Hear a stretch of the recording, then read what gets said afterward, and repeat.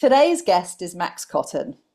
Max is a British television journalist who has worked as a reporter at BBC News Westminster since 1995.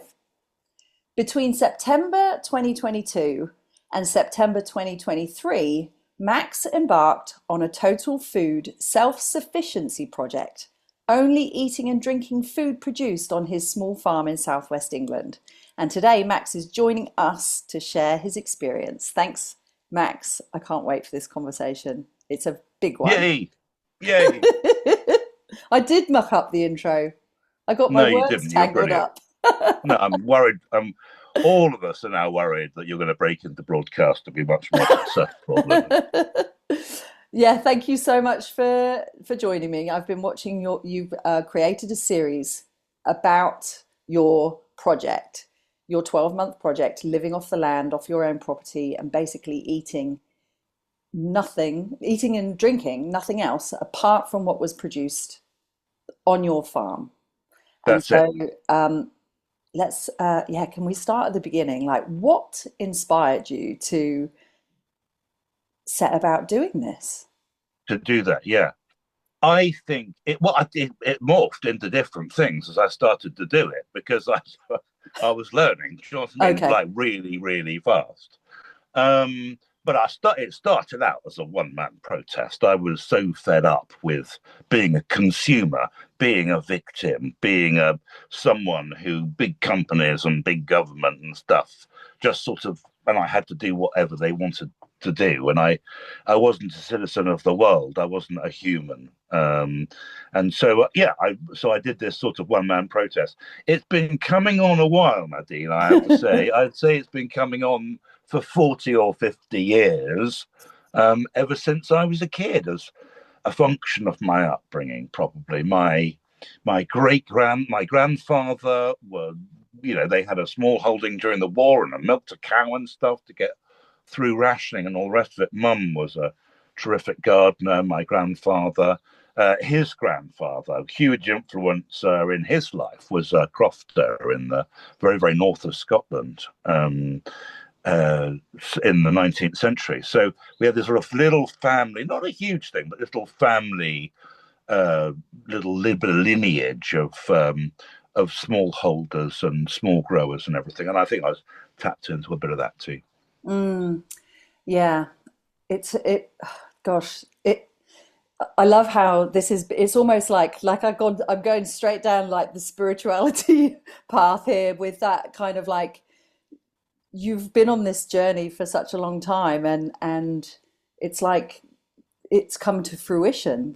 You talk in your videos on YouTube about a book that you looked at when your mum had a self-sufficiency book, I think, Yeah, yeah, that yeah. you read and Complete it inspired you self-sufficiency. and you Yeah, kind of escaped into this book. yeah. My You happy dreamt place. of Yeah, it yeah. and you've like brought it to life. Yeah, Yeah. so yeah, that's pretty cool. It was great. I mean, doing this year of 100% total food self-sufficiency is absolutely my magnum opus. And I might go on to write a book about that experience. I've done a few YouTube things. I've made a radio series about it for the BBC. But even if I do nothing, that year of total food sense self-sufficiency is going to be my magnum opus. Mm, Absolutely, it was definitely the crowning sort of moment of Max's life, where rivers converged, diverged. I'm not sure what rivers do, but they came together, yeah. and yeah, it was very, very meaningful. I bet. And you know what? My husband and I moved from Sydney to the mid North Coast, New South Wales. So we're in a small country town now. And this is something that we aspire to. And a lot of the people that we are living around now also aspire to. And some are doing it more than others already. We haven't kind of started, although we bought our property a couple of years ago. So we've got the land to start Mm. doing this. But there are a lot of questions about, can we do it? And so having someone like you who's actually taken the bull by the horns and gone, I'm actually going to show people that it's possible is very cool. Um, And I'd Well, you love can to. just ring me up and ask me questions when you're trying to. Don't worry. You've got my number. Just One of ring the me and top I'll. ones is, how do you make cheese? Yeah, exactly. I will. If you want to know how to do something, I'll just ring me up and I'll tell you. It'll be fine. Yeah, brilliant, brilliant. I love it. Um, I've got a whole bunch of questions that I think people will be really interested in about the practicalities of doing something like this, becoming self-sufficient. But before we do, I'd love to know what for you, I've got a few questions about like the reasons behind wanting to do it. Like let's start with like, what does self-sufficiency actually mean? And what does it mean to you? So self-sufficiency is absolutely a spectrum. It's a roundabout. You jump on it, you're off somewhere on it, and you can move around wherever you want to be on the spectrum. It's fine. It's a state of mind. It's absolutely about wanting to do things for yourself rather than having other things to do about it. There are all sorts of triggers that bring people into any community. There are all sorts of triggers that make people ask for help with any kind of illness or problem. And so people normally go, I really don't want to do this anymore. And so they jump in and they go, I'm going to do something about that. And mine was this idea about being a consumer, that I had to Mm. go cap in hand somehow to a multinational company once a week in a out of town shopping centre for them to be able to provide me with my nutritional requirements to stay alive. How dare you? Do you know what I mean? I was just absolutely sort of furious. But self sufficiency can definitely be whatever you want it to be. So I don't normally. Uh, I'm not normally 100% food self sufficient, but there's lots of things I do not do. I don't eat rice. Rice doesn't grow in England. I don't eat. I don't eat courgettes in late winter. I don't eat aubergines in late winter. I don't eat tomatoes in late winter.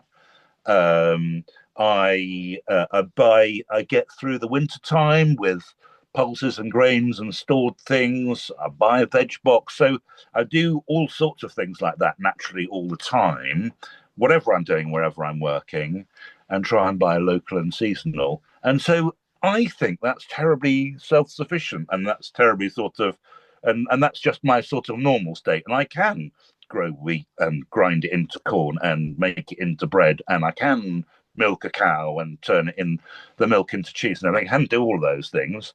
But I can't do anything else when I'm doing that Yeah. stuff. I haven't got time to talk to you, let alone let alone do anything else. So it's about how much time you've got. It's Mm. about how much you want to be committed.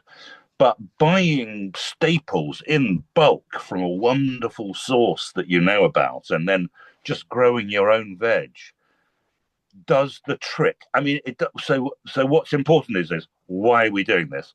I'm doing this because I want to be a human being, part of the natural world, part of the landscape. That's what industrialization has robbed me of. And so anything that gives me that agency, anything that gives me that stake, anything that gives me that feeling of belonging in our environment and our landscape is enough, Mm. surely. And if I have to go the whole hog and catch my own fish and be knitting my own jumpers out of wool that I've, gleaned from fences or whatever it is, if I have to do those things to make it feel I belong, fine. If it's about just sourcing things locally and you think, yeah, I feel like I belong to the natural world and the landscape and my environment by doing this, that's fine. Mm. It's a real sort of move towards being more conscious, isn't it? About just about what's going on in our lives. It's so easy to get caught up in the system of, like you said, going to the supermarket, expecting to see certain foods. Even the shape of our vegetables is perfected. So if we see a knobbly potato in the supermarket, no one will buy it because we've been completely conditioned into like Yeah. potatoes aren't knobbly.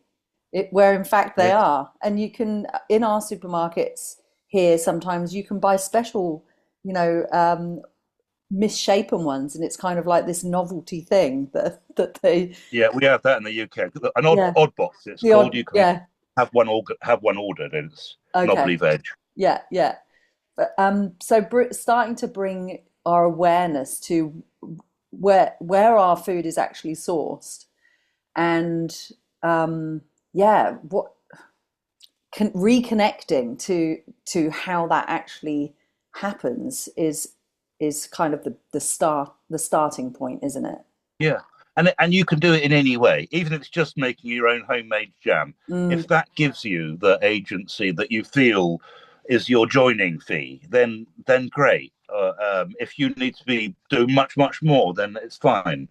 This is mm, about we want we want to be include as many people as possible into this idea of connecting ourselves to our landscape. And the thing that kind of gets me is that for between now or between the year of my birth 1964 and the year farming basically started 10,000 years ago in Mesopotamia, the only thing that has made us human apart from God and love in terms of our culture was our relationship with our landscape. mm, That was the only thing that really drove human culture and human development was our relationship with our landscape, and that relationship was driven by food because our food was produced from our landscape. That's how we survived, and so that ongoing relationship was the most important thing. And literally since about 20 years after the Second World War, that link between humans and their landscape in an industrialized Western world has been cut. It has been cut during my lifetime. And from that stem shitloads of problems, absolutely shitloads of problems. And so, one of the first things we need to do if we're going to have a better, more humane, freer and more satisfying society is to build that link first with our environment and our landscape. We're not going to solve the climate crisis without having a proper and healthy relationship with our landscape, and we do that through our food. It's what we've always done. And so, given that's what we're trying to do, that's what I'm trying to do anyway, then anyone who feels that connection from making their own homemade wine or bottling plums or do you know what I mean? mm. Anything like that that provides that connection. No one has to make their own homemade bread. This is not about um, providing everything for yourself. This is about belonging as humans, initially belonging and crucially belonging with Mm. our environment and our landscape and the earth where we came from, and then frankly with each other. Yeah, yeah.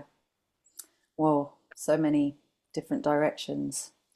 The the environmental impact of mass-produced foods, climate change. These are things that, well, there's two different things, and I'd love to talk about both of them. The farming thing that's going on, where the cows are getting the blame, but also like importing food stuff from other countries and how that impacts us, and just sort of bringing our attention to those two different things. Where do you stand with that? Can you talk on both of those things? And so Yeah, the cow thing and the yeah. So um, importing. I mean, we do have to look. I can't speak for Australia. Let's Mm. we might we might merge Australia and Great Britain together culturally for an hour together. We'll rip them apart when we finish, but let's just stick them together. Very controversially, let's stick them together for a moment. Um, Industrialization has meant that we farm in a way that is exploiting nature. We are suppressing nature to get the food out of nature that we think we want. We haven't been doing it for very long, 50 years. It's an incredibly bad way of farming, and we absolutely have to stop doing that. And we've got to kind of rush to find out how we stop doing that at the moment. How do we solve this great big drama that's going on?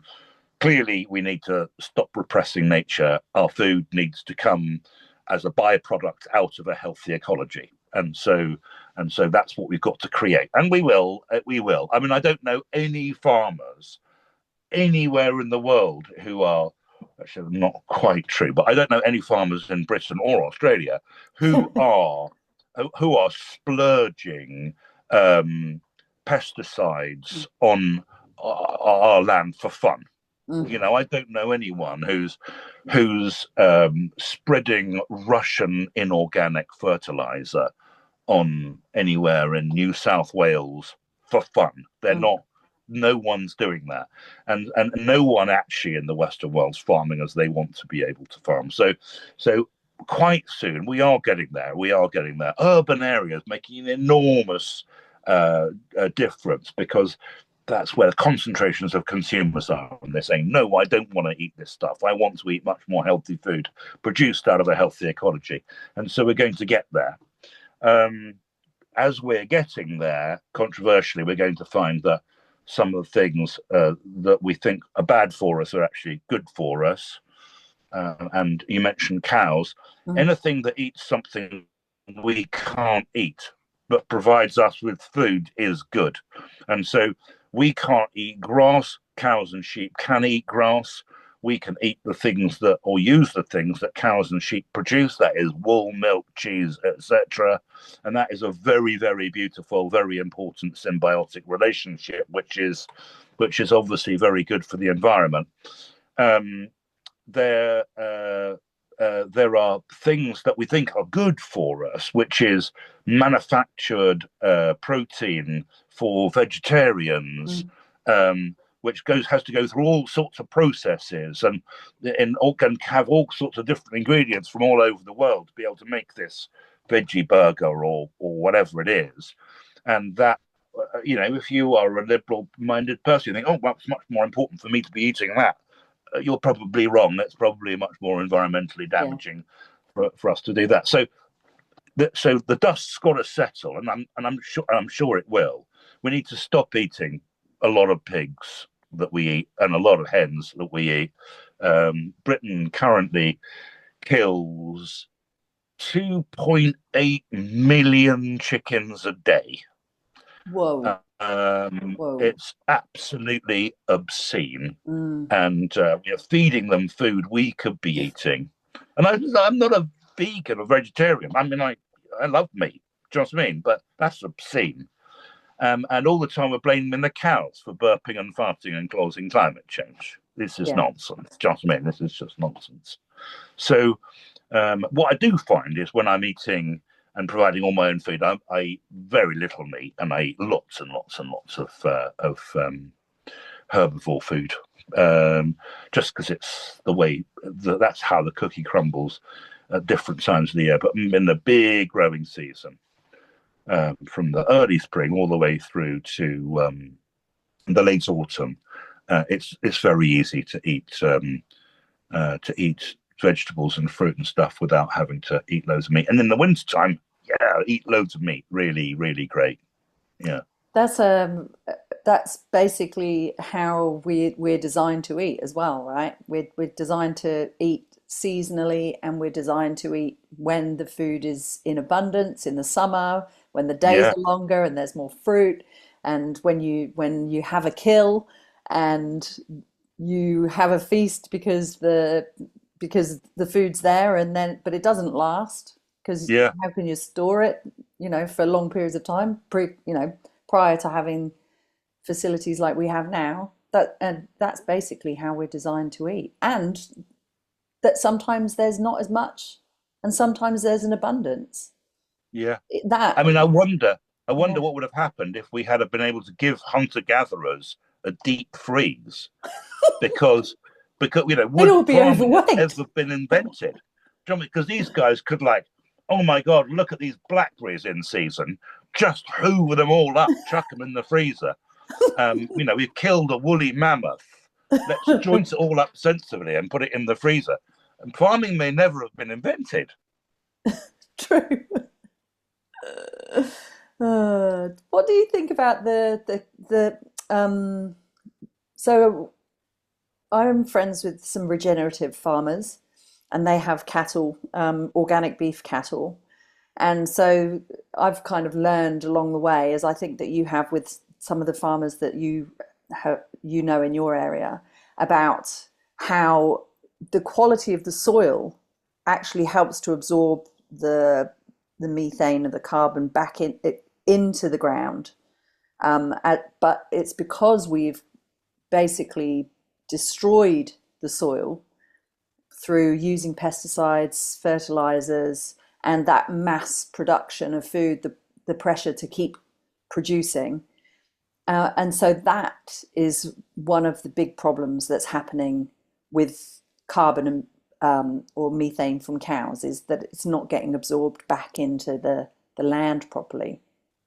Yeah, yeah. So in my videos, Mm, you've seen a guy called Chris Jones. He's a great guy. He's an organic farmer who produces lots and lots of food from a layered system. So there's grass and trees and bushes and different things going on. Cattle's part of that landscape. And in the last 15 years, he has doubled the organic matter in his soil. Analysis shows that he's doubled the organic matter, which is like saying he's doubled the amount of carbon stored in the soil. And that's taking a system that didn't involve any livestock, but was just arable farming, you know, just doing the same crop, monoculture over and over and over again, having a much more layered and organic, much more diverse approach.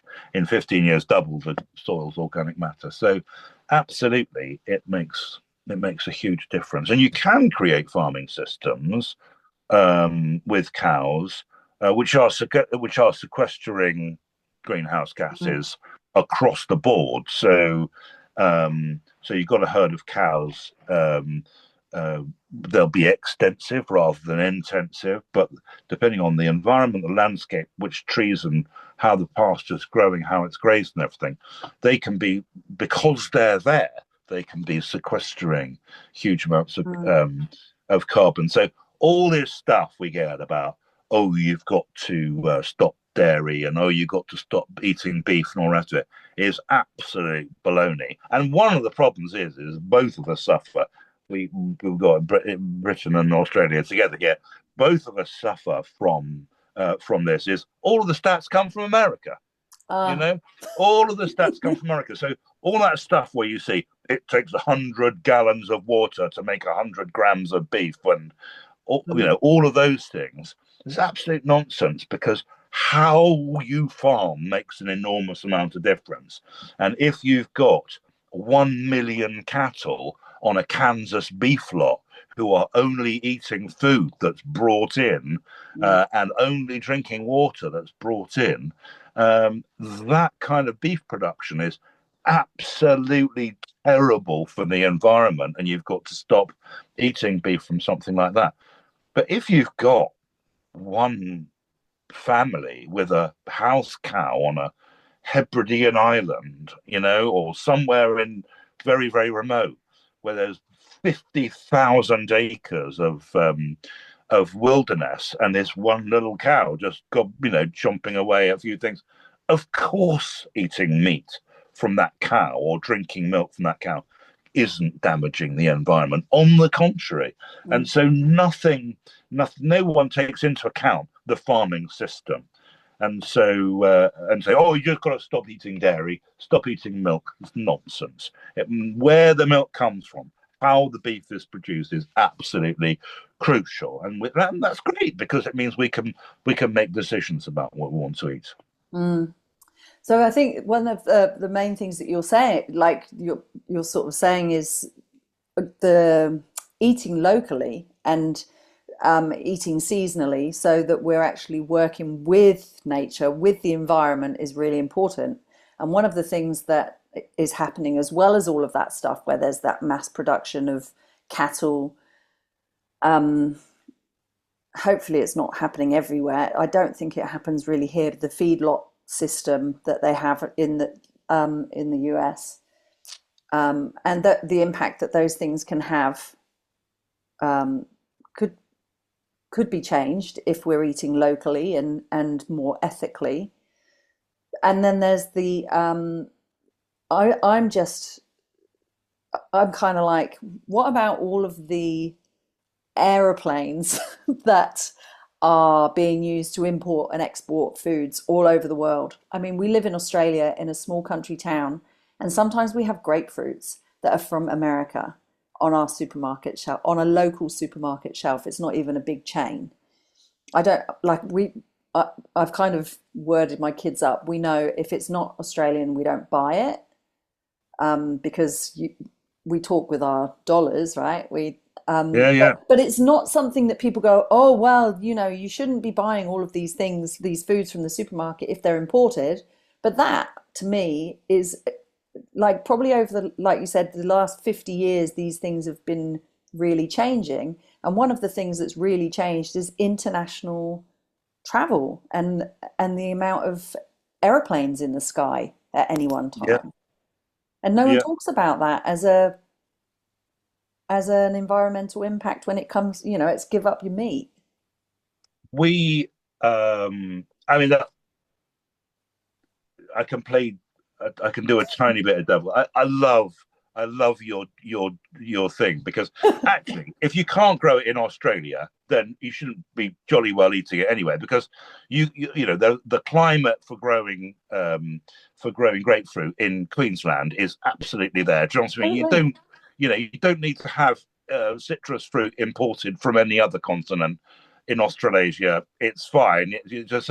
So I'm in a way I'm slightly envious, because you've got this whole continent, and you can have a rule, which is it's not from Australia, we don't eat it. Mm. Whereas I've got to struggle making decisions about something that's produced 550, 600 miles away, because, you know, northern Spain's only 500 miles away from me.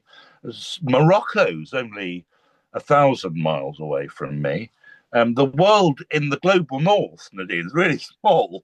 Just mean the closest town, the closest country to the state of Maine on the other side of the Atlantic is Morocco. So that's the closest. Africa and America are really, really close. Do you know what I mean? Mm. Much closer than across the whole of Australia. So yeah, it's a real struggle. The whole where things come from.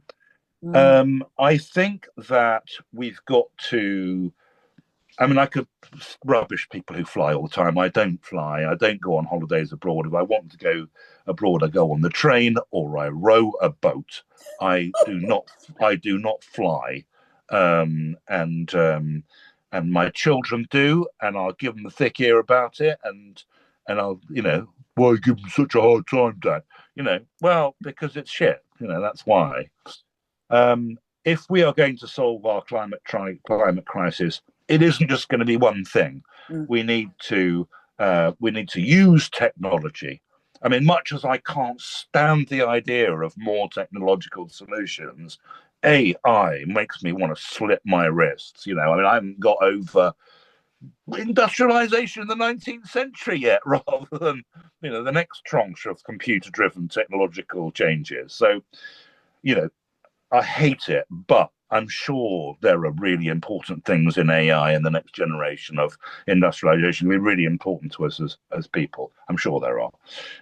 We need to so we need to embrace those things and look at the different things that we need to do. So, engineering is going to have lots and lots of solutions to our climate crisis. Absolutely. The bit that I feel is my bailiwick, the bit that's my thing, is living simpler,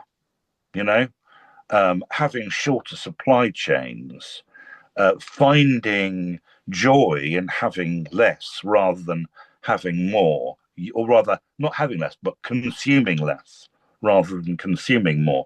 That's my area of speciality. I'm not a, you know, astrophysicist. I don't know anything about hydrogen engine engineering.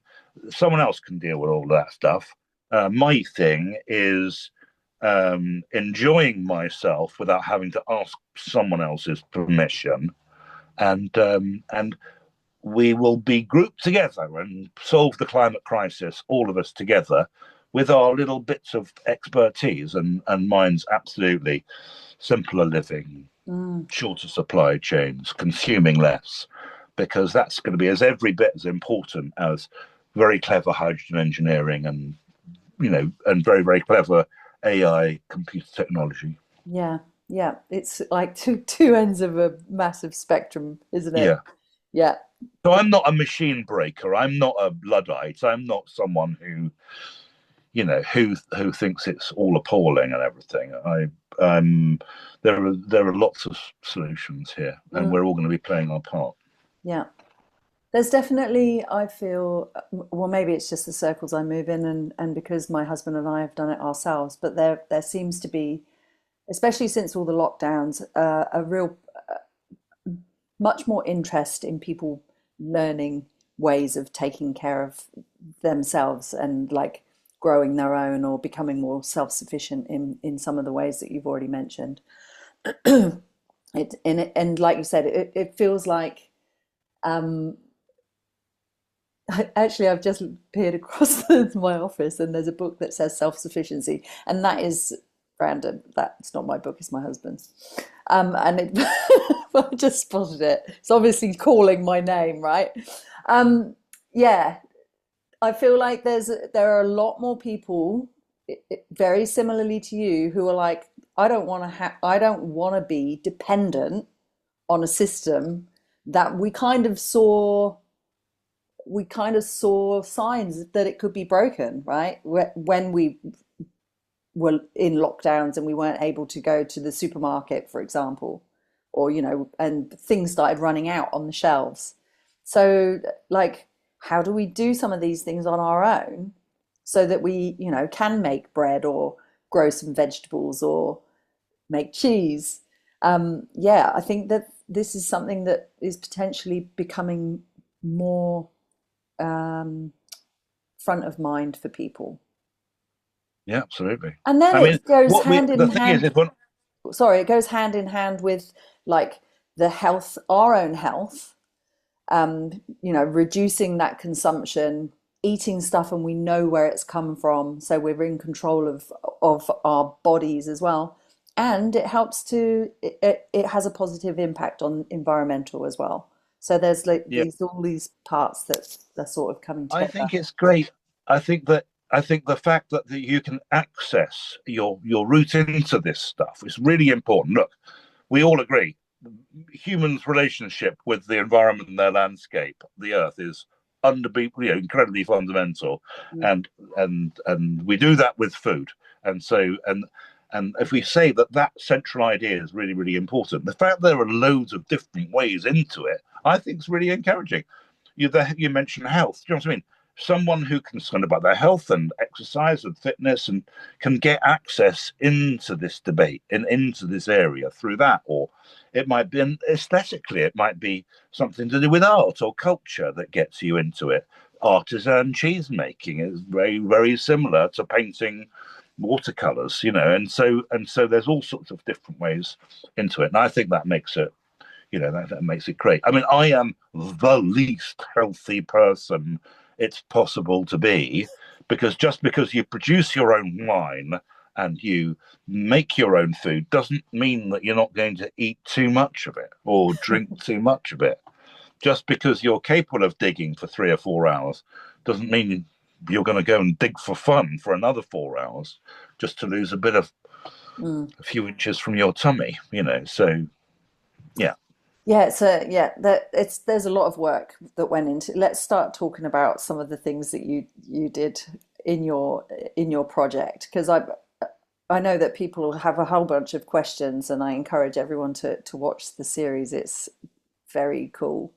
Um, but it was a lot of hard work, wasn't it? Yeah, yeah. And yeah, it was. I mean, how much food does someone need for a Mm. whole year was the question I asked myself for the very, very beginning. And I worked out how much food I was going to need. And then I kind of quadrupled it because I don't want to just eat cabbages or I don't want to just eat corn or whatever for a whole year. I want to, and think something might fail. Do you know what I mean? So I did some front engineering, working out how much I was going to need, and then I tried to sort of row back from it because you can grow an incredible amount of food in a tiny, tiny space if you're really, really intensive about it.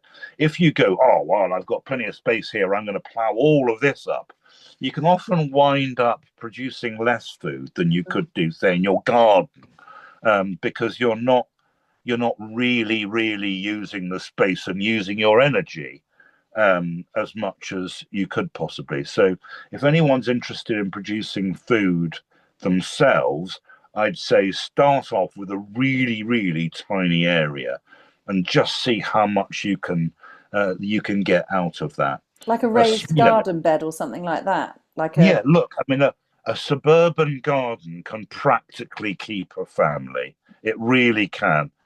Big suburban garden can keep a family, and if you've got a little tiny veg patch that's 20 feet by 10 feet and a little tiny kind of 2 meter greenhouse, um, uh, then you're really on your way to producing all your own fruit and vegetables in season. mm, And if you don't eat out of season vegetables and you buy in your flour, say, from a beautiful source, or your beans or whatever from another beautiful source, you're pretty much self-sufficient. Um, uh, all our dairy comes from dairy farms around us because milk's so hard to move around the place. And so that's the only other kind of crucial thing. And so you can budget for that separately. So I'd say start off, really, really tiny and see what you can do before you rush off and buy yourself a 4 acre small holding or whatever. yeah, yeah. Start small and get the hang of it, I think, is like Yeah. get used to And like when find you out need what to you like plant. and Yes, yeah, yeah. yeah. How much had you been doing before you started, like before September 2022? Had you obviously had the farm running I've to a done a whole degree? year before then. So Okay, yeah, so you'd kind you're of warmed eating up to it. last year's food. Okay, so And so at the farm I bought 25, 30 years ago, mhm. the small holding. I've lived here, I've done all sorts of different enterprises here. It's 4 or 5 acres. Yeah, the food you see me growing in the seasons, next year's food. The food you see me eating in the seasons, last year's Yeah, food, because you're a whole growing season. If you start in the early autumn, which is when the farming year traditionally starts. If you start in the early autumn, you go quite quickly into, say, the winter with your cow, and that's the cow is going to be eating hay and stuff that was grown the year before. So, yeah, you need a whole year running up to a food thing. You can't just turn up and say, "Oh, great, I'm going to eat all of the everything's going to be home produced." You're going to have nothing to eat for 6 months. and you'd probably be clocking things along the way. How am I going to do this? What else am I going to need to plant? Or because you had a Yeah, lot, you had so many bases covered. yeah. Um, You want I to, think. you want to, go on. Sorry, no, no, you go. No, no, no, no, I'm talking over you constantly. So ask your And question. now we're being very English. No, you go. No, you no. Oh, after you. uh, you had so many things. I think people go, "Oh, well, what would you live off of?" And I think that was even something that was brought up in one of your videos. People were going, "You're going to get bored with what you eat." You had so many amazing things. You had like so many vegetables. You grew your own wheat and made your own flour, potatoes, milk, cheese. You even grew melons. You had a cow that you slaughtered and butchered.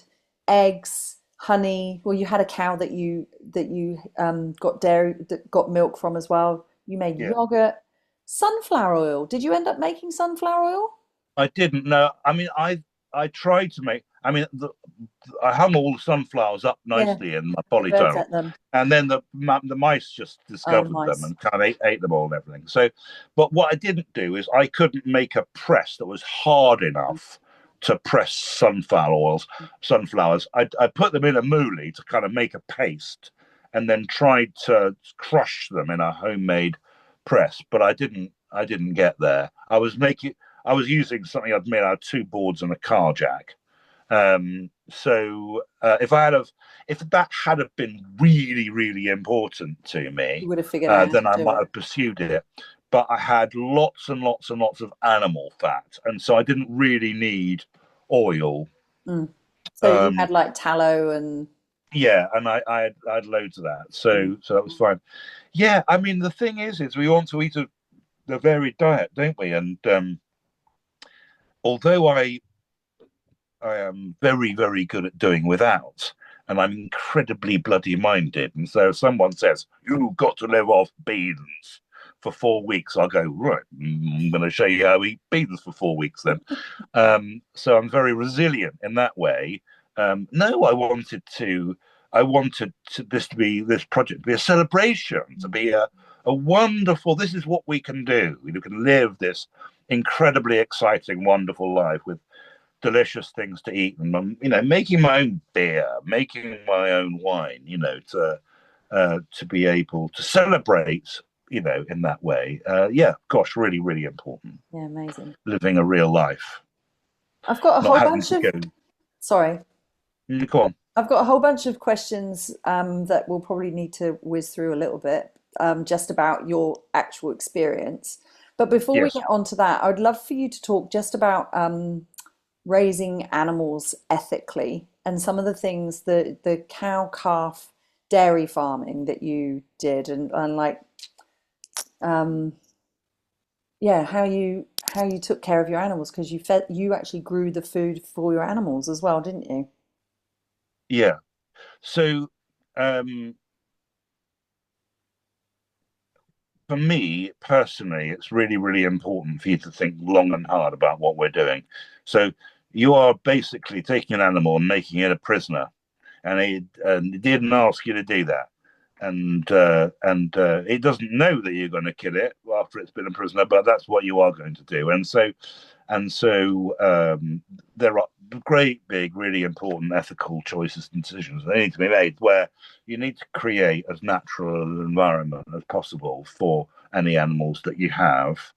And there were lots of animals I wasn't prepared to have because I didn't think I could satisfy their needs, and so I didn't have any. I didn't have any chicken to eat, so I could have chicken meat to eat, because that's often very intensive, and the birds don't live very. It's horrible, horrible, horrible. Didn't have anything to do with that.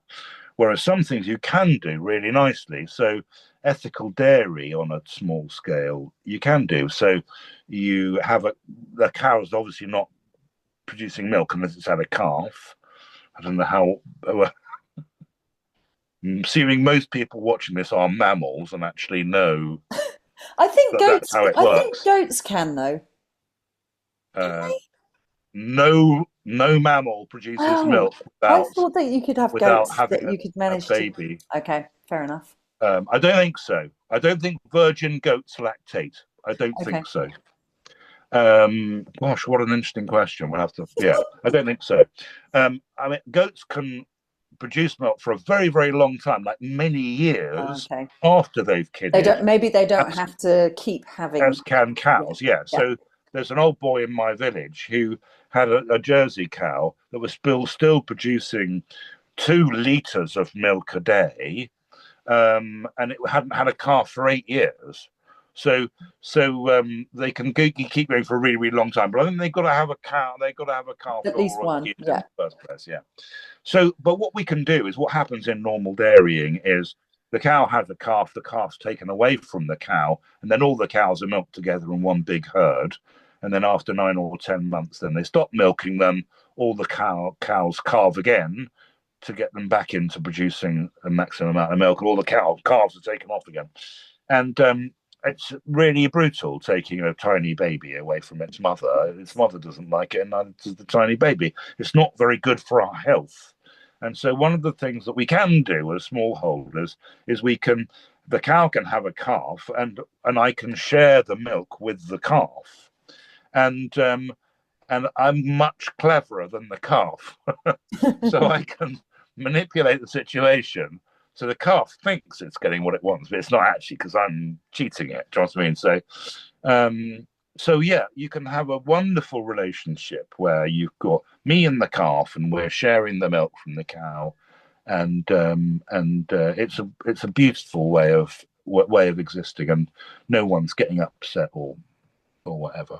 And there's more small dairies that are starting to do that in the UK. Is that right? There are some. Mm, I mean, you can produce an enormous amount of milk from 4 cows, mm, and so one of the things that some micro-dairies are starting to do in little places in Britain is they've got a little side business where you've got 4 cows. They're maybe producing 15 litres of milk a day. 4 15s are 60. If you sell that 60 litres, do I mean 60 litres or I mean 600? 4 15s are 60 litres a day. Yeah, they're producing 60 litres a day. Now, if you sell that to your local dairy, you're going to get $15, whatever it is. I don't know what the parity is. Say $15, £15 for yeah, your milk. If you sell those 60 litres to a passerby out on the street, you're making $60. Uh, and $60 every single day, mm, 7 days a week, in addition to your other sources of income, well, that's worth having, isn't it? yeah, I think that's worth having. I don't, I think great. yeah. Someone wants to give me $60, I'll say yes every day. So there are lots of people having little outlet, and people can help themselves with bottles, their own bottles, buying local, ethically produced milk and everything. So there are those things working. However, cow calf dairying on a huge scale is tough because it's chaos as soon as you've got 100 cows all looking for their calf after milking, or Yeah, yeah, yeah, it's yeah, yeah. yeah. So I don't want to be prescriptive when I say under no circumstances should anyone produce milk like this. Under no circumstance should anyone produce cereals like this. I think there are scales, and we need everyone. Mm, Yeah, we need yeah, everyone. yeah. All right. I'm going to get into some of the questions just around like the practicalities of your experience. Yes. Um, so You you've want me to give already, shorter answers, don't you? Not go on. I'll give yeah, just shorter. yeah, we'll just do like a I don't know. Yeah, just quick yes, Quick no, fire. or quick fire. That's it. So you've already kind of answered how much land do you need? Not very much. Is it expensive to get started? Incredibly expensive Okay. because the cost of housing is nuts. So yeah. Uh-huh. So yeah, join a peri-urban agricultural unit in a city, or get together with Community groups of people garden or around. something. Buying a farm, nightmare. So like an allotment would be an option for someone. Definitely Yeah, yeah. do it. Yeah. Um, were you feeding just yourself, or were you feeding your family as well? Because you've got quite a big family, haven't you? Yeah, there's loads of us. I was feeding. I was the only one having to only eat food produced from the farm, but then no, everyone else was tucking into it. The second they saw something delicious, they thought, "Oh, Dad, I might have a bit of that." Do you know what I mean? So Yeah. yeah, so when all the steaks were being jointed up, everyone was very interested in eating. When you got knobbly potatoes in the middle of February and everyone's going, "I don't know about that, Dad." Who's going to Yeah, peel them? Did you find exactly. did you find it hard not to be a consumer? Like when you had to go to the supermarket for loo roll or No, whatever? Was it no. not? No. Everyone says, "Oh God, how do you deal without tea and coffee for a whole year? Mm. Why don't you really miss chocolate?" No, this is a noble and splendid cause, and what I get out of it is so much more important Yeah, than being able to eat chocolate and yeah. stuff. And I'm not setting myself up here as a hard ass here. I've got the breaking strain of a Kit Kat when it comes to, denying myself things. I mean, I am really, really immorally flabby, and even I thought, no, God, I'm getting so much out of this by looking after myself. I don't want to cheat or be tempted by anything. No, no, no. Fair enough. Good. Um, are you still how much are you still doing when it comes to your self-sufficiency on your farm? Did you like pack it in, or do you do a bit now? The second I finished, I threw down the spade, jumped into the car, drove straight to McDonald's, and had a Big Mac and a chocolate milkshake, and was like, "Yes, I'm back." Um, so, so How did that feel? Like, did you notice oh, the impact fabulous! of, did it feel fabulous? What about Oh, post? fabulous! Yeah, yeah, it was fabulous. I love it. Sugar. Oh my God! Someone made me um, a uh, a Bakewell tart. Do you have those in Australia? Bakewell tart? I have had a Bedford tart. Yeah. Yeah. So it's a germy, sugary cake, and she made me one because I hadn't had anything like that for a whole year. I was like, made my teeth vibrate because there was so much sugar in it. I could literally feel them buzzing in my mouth. Amazing. But so yeah, I was straight back into all sorts of other things because it's just so nice to try. A Big Mac is, sorry everyone out there, Big Mac's delicious. Do you know what I mean? It just is. So uh, I've Brenda, my cow, is currently being the cow on a friend of mine's small holding, so Okay. I'm not milking a cow. I am not growing my own flour, but I do buy flour from a local mill, grown organically. That's all local. I'd say 90% of the food I eat comes in 5 miles of where I live. So, in comparison with most folks, I live an incredibly hick, hillbilly, kind of hippie type lifestyle. But I haven't gone back to full on food self sufficiency, mainly because I want to do other things. I want to be broadcasting, I want to be writing, I want to be doing things with like talking to you, Nadine. Do you know what I mean? I've got Yeah. other stuff, and it's really making your own bread from your own wheat is unbelievably time consuming. Making your own bread, full stop, is pretty time consuming. But like I wouldn't 15 minutes even a day for me. yeah, I it make was my own bread every day. I know Not it every day. well, yeah, I would in my house, but it gets eaten as soon as it's baked. So it's like, what's the point in that? It's so delicious. Yes, with butter. Uh, oh, where am I? What was the hardest thing about your project? What's the hardest thing? Yeah, it's not the obvious things because you're so highly motivated. Mm, What's the hardest thing? The hardest thing is there's so much that you want to do, and that you don't have time for. So I would desperately wanted to sort of uh, make more bottles and preserves and do different jams and go along all my hedgerows and collect elderflowers and make elderflower cordial and and make things out of bones, that I'd got from. I wanted to make a spear or some sort of weapon out of a thigh bone from an ox, or all sorts of things that I'd like to be able to do. I had a beautiful crop of hops, and I was really looking forward to making them into beer. And I didn't make any beer. I did make a little bit of beer, but I didn't utilize my hops nearly well enough. So there was, yeah, it's just about time. mm. Um, the economies of scale are ridiculous. I mean, one person producing all their own food for one person is just nonsense.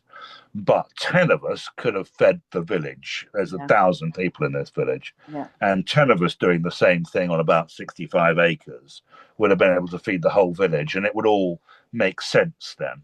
Um, Yeah.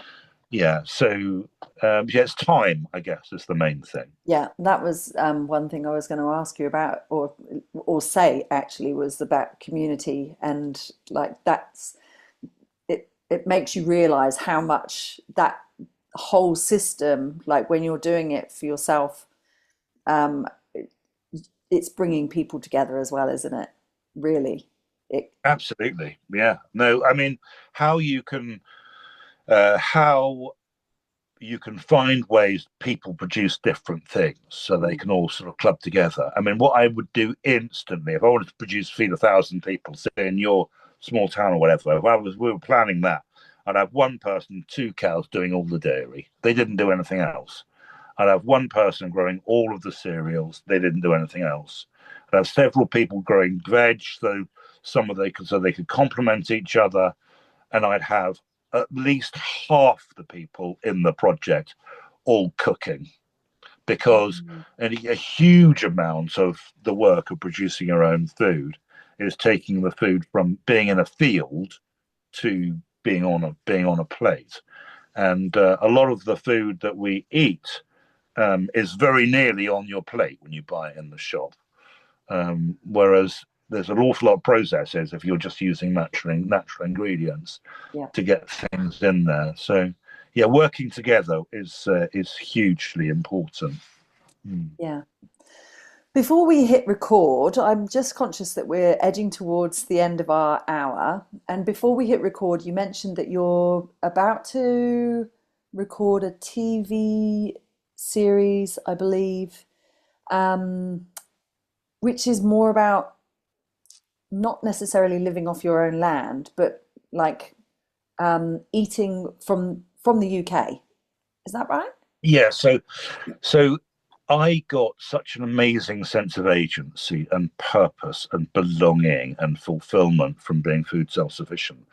I really wanted to share it with people, and not everyone can have a cow. Mm. You know, got sheds for milking cows, or a couple of acres to grow some corn. Not everyone has got a wife who works, who can pay the electricity bill while I'm pissing about,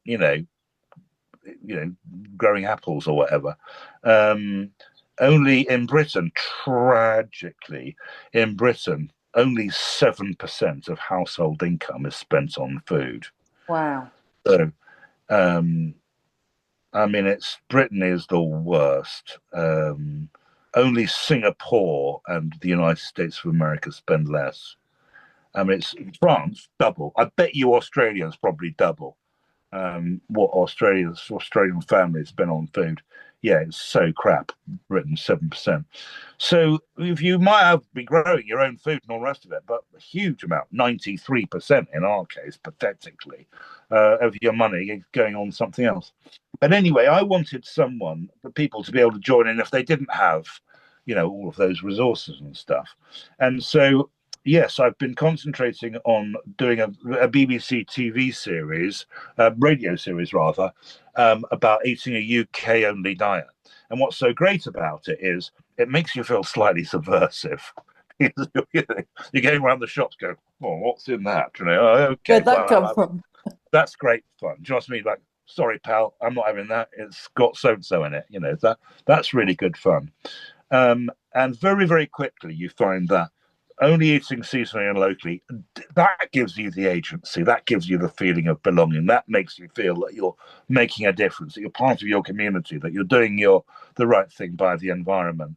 And so we don't need small farms and everyone gathered together in food cooperatives and stuff like that for us to be able to have a stake. And I think that's hugely encouraging. Do you know what I mean? I don't want everyone to have to be able to have to grow their own food. I want someone in a maisonette in Manchester with no garden to think that they can do something to belong to the land. The reason why this is such an important thing is because we need to be part of our landscape. Mm. That's really, really crucial. So just can you give us an example of what that might look like? So for someone, the example of that person, where did you say Manchester? Liverpool? Yeah. Manchester, um, who is going to buy a steak and they want to have more connection to their food and would they go to, they'd find out a local butcher, for example. Yeah. So all that, uh, I mean, doing what everyone can do is actually really, really easy. What do? You buy a veg box every single week from one of the loads and Okay. loads and loads of new veg boxy Yeah. type places. I don't know what it's like in Australia, but in Britain they're everywhere Yeah. and they're growing and growing and growing because a lot of the initiative and the drive is coming from urban areas, and so veg box, get a veg box. Buy in bulk flour and from a beautiful source, get that in. Buy all your cereals, beans, grains, seeds, buy them in bulk from a beautiful source. They're a click away on the internet. Mm. And then you've got two other things that you have to deal with because everything you can source on the internet locally is really, really easy. Two other things, you need to have a dairy budget, how you sort out all your dairy produce as local as possible and how much you're going to spend, because it's very easy to spend too much on that kind of stuff. And you need to decide how much meat you want and whether you can buy that from someone locally. And people can go and buy half a lamb from a local sheep farmer, stick it in the freezer, or they can. So I don't need to buy and eat beef, or I don't really want that, or whatever. So it's really easy to do that. That person, our arbitrary person who we've created, Nadine, who lives in a maisonette, doesn't have a garden and wants to join in, um, then yeah, it's easy peasy peasy and cheap. I did it for a really long time on £30 a week. Really? Uh, yeah, which Which is is nothing. about $70, I think, 70 Yeah, Australian dollars. yeah, cheap, cheap, cheap. Yeah, yeah, wow. Amazing. Yeah, very inspirational. What's your hope for uh, this work that you're doing? That everyone can praise the God of all, drink the wine, and let the world be the world. You Probably, probably. you know. Lovely. Yeah. Um, we we have absolutely got to reconnect with what's important be to be human. And what's so scary is if you just scratch beneath the surface of our literature, of our theology, of Western philosophy, if you look for a moment at our art or our architecture and the history of those things, you see that a relationship with our landscape, Mm. with our environment, is the thing that has made us human, has been central to human development. And we have industrialization has meant we have abandoned that. And so my hope is that we can all start being human beings again, rather than being, the horrible prisoners we are. We are not able to be human beings because, and we're losing resilience Oh desperately, my goodness, yeah. Yeah. desperately. Oh gosh, how do you do that? Oh no, goodness me, let me look that up on the internet. Yes. No, we are so much better than that, and you find out just how bad it's got at the click of a button by looking at our art and our literature and our culture. And everywhere you see us being resilient in a landscape, looking after each other. Yeah, we're kicking eight bells of shit out of each other sometimes as well, but but being human outside in the environment. Mm. Oh, it's so precious, and we are losing it. And when it's gone, blimey, Yeah. Yeah. blimey. Yeah, praise the God of all, drink the wine, and let the world be the world. Very good. Love it. Thank you so much. I could have kept going. But we've drawn to the close of our conversation, and I really appreciate your time. I know that you've got a lot going on, and yeah, I've loved every minute. Thank you so much. Okay.